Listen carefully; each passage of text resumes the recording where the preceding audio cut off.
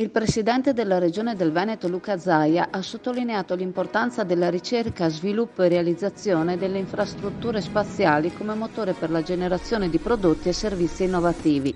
Nel Veneto tutto ciò diventa possibile grazie a una filiera aerospaziale solida che registra un fatturato di circa 1,5 miliardi di euro e impiega oltre 5.000 addetti distribuiti in 260 aziende.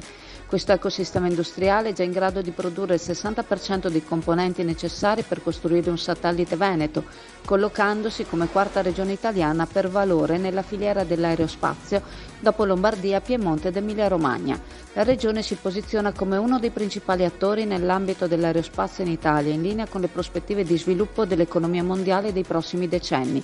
Un settore questo che offre opportunità significative in diversi settori, a partire dall'irrigazione alla sanità, all'energia e altro. La cerimonia di inaugurazione della prima edizione di Space Meeting Veneto, promosso dalla Regione del Veneto e dalla rete innovativa regionale AIR, Aereo Space Innovation and Research, si è svolta presso il VTP Venezia Terminal Passeggeri a Venezia.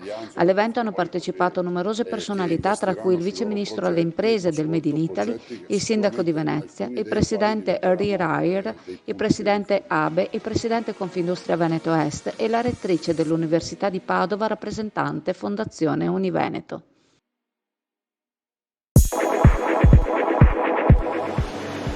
Allora siamo alla Camera, la pescheria della Camera. La novità è sulle ostriche. Praticamente c'è una nuova confezione, come potete vedere dall'immagine, costa 15 euro il chilo, sono una decina di ostriche, il prezzo è buono e sono veramente ottime. Una novità tecnologica, aprire le ostriche non è facilissimo, queste invece sono preparate, cioè praticamente hanno fatto un sistema in cui c'è una parte dell'ostrica che è stata già lavorata, c'è un prodotto organico, quindi assolutamente che non dà nessun problema, e all'interno di ogni confezione c'è un vero e proprio piccolo bisturi che, come potete vedere, rende facilissima l'apertura dell'ostica.